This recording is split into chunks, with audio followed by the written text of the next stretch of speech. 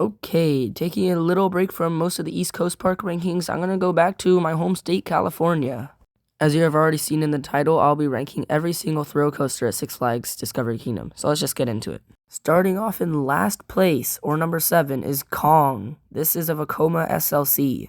And I think I've said way too many times in my other videos, but I find SLCs very underrated, and I don't find them painful at all. The roughness all gets absorbed by the pads that are right next to your ears, and all the headbanging that you get are also absorbed by the pads next to your ears, and it doesn't hurt. It's kind of like having cushions next to your ears.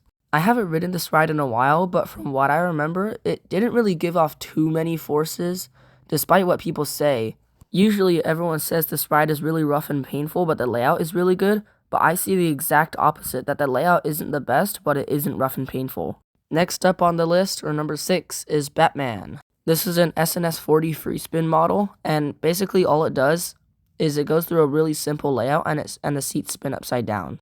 I used to really like this ride, really like this ride a bit too much, but then after that, I've calmed down in this ride and I've ridden it at many other places, and it's gotten so boring and so repetitive, and now I just don't like it anymore. I just found that over time, the flipping sensation wasn't as crazy or as fun as I thought. I think the reason why I don't like this ride is that it's a bit too out of control. Like, the spinning is so chaotic, and I don't really like that, honestly. Next up is Boomerang, and you're taking a somewhat big step up. Just like Kong, I also find this ride, or the Boomerang ride models, really underrated. Honestly, the ride is somewhat smooth. I don't find it janky, rough, or uncomfortable at all. Not only that, it's also really forceful, and going backwards is also really fun. And next up on the list is Superman. I find Superman kind of like a tamer version of Full Throttle. The Skyrocket 2s in general are just a toned down version of the Skyrocket 3s. All the launches are significantly weaker. All the forces, such as the airtime, are way toned down. And though the hang time at the top is really fun, it cannot compare to other hang time moments, even in this park. But with that being said, this ride is still really fun, and though it has weaker forces than other rides, it still forces nonetheless. I think the only complaint that I have about this ride, or the only way I can make it better, is to get rid of the trims before the first drop and make the launches stronger. And the second best roller coaster at Six Flags Discovery Kingdom is Medusa. This is a B&M floorless coaster, and dang, is this one of the best B&M floorlesses I've ridden.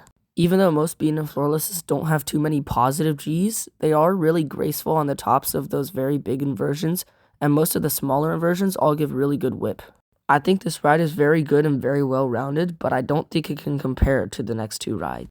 Next up is the legendary Flash Intamin Impulse Coaster. This is basically like Superman at the same park, but just better in every way. The hang time is crazier, going up and down the 0G rules. All the launches are actually better since they actually give a kick instead of just a gentle nudge. And the vertical spike is so much better and so much floatier than the non-inverting loop on Superman, which basically does nothing. I absolutely love this ride, and I hope I can ride it again.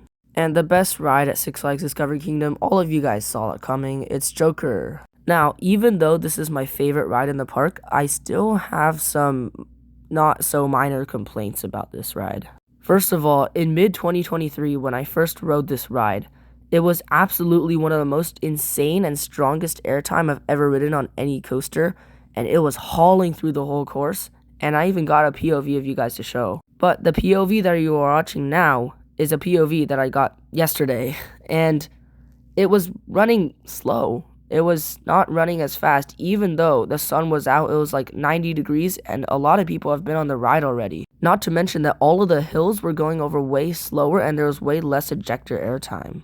On the top left, I have a POV from 2023, and on the bottom right, I have a POV from 2024 that I got earlier. If we skip all the way to the end, we can see that from 2023, where I got my best ride on it, the POV that I got a year ago is about a whole element ahead of the one that I got yesterday, and the airtime was much stronger. But with that being said, do I still like this ride? Yeah, obviously, it's my favorite ride in the park. It's still amazing. But do I still get that empty feeling whenever I ride this ride and then it's not as fast as it could be? Absolutely. If this ride could be running as fast as it could be always, then this ride could go up around 8 spots in my rankings. And it's sad that it isn't. That's almost it for this video. I do want to say where I would rank Wonder Woman, since I did ride that ride when I went there yesterday.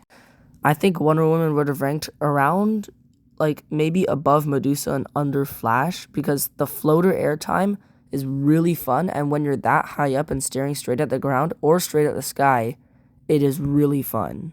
And now that will be it for this video, and I'll see y'all next time.